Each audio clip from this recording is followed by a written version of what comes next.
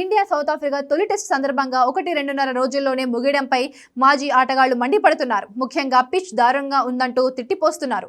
ఇలాంటి పిచ్లలో test cricket ఎలా బతుకుతుందంటూ ప్రశ్నిస్తున్నారు. కోచ్ గంభీర్ ఈ పరిస్థితికి కారణమంటూ మాజీ ప్లేయర్స్ ఫైర్ అవుతున్నారు.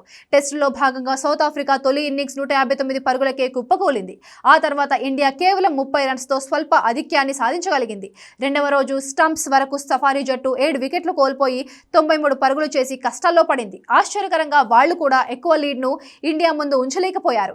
కేవలం 63 పరుగుల స్వల్ప ఆధిక్యంలో ఉండడం ఆశ్చర్యానికి గురిచేసింది. రెండో రోజు ఆటలో తొలి సెషన్ను పేసర్లు కంట్రోల్ చేయగా ఆ తర్వాత స్పిన్నర్లు గ్రిప్ సాధించారు. అయితే పిచ్ ఊహించని రీతిలో బౌన్స్ అవుతుండడంతో 2 ఇన్నింగ్స్లలో 16 వికెట్లు పడ్డాయి. 2 రోజుల్లోనే ఆట ముగిసే పరిస్థితి. ఒకే రోజు అన్ని వికెట్లు పడటంపై senior players Harbhajan shocking comments చేశాడు.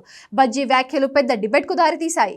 క్రికెట్లో అతిపెద్ద ఫార్మాట్ అయిన టెస్టు ఇలా 1-2 రోజుల్లో క్లోజ్ కావడం ఇది టెస్టా లేక వన్డేనా లేక టీ20నా అనే కోణంలో చాలా గట్టిగా ఇచ్చిపడేశాడు.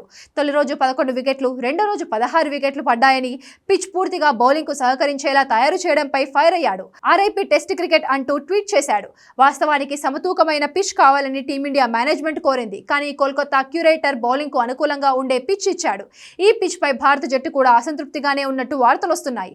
అయితే బ్యాట్కు బంతికి సమతూకం లేకపోవడమే, మరీ 3 రోజుల్లోనే ఆట ముగిసిపోతే ఇక టెస్ట్ మ్యాచ్లో ఏం మజా ఉంటుందనే ప్రశ్నలు లేవనెత్తుతున్నాయి. మ్యాచ్ ఆరంభానికి ముందు పిచ్కు నీళ్లు పట్టించకపోవడం వల్లే త్వరగా పగుళ్లు వచ్చి ఇలా స్పందిస్తోందని మాజీలు చెబుతున్నారు.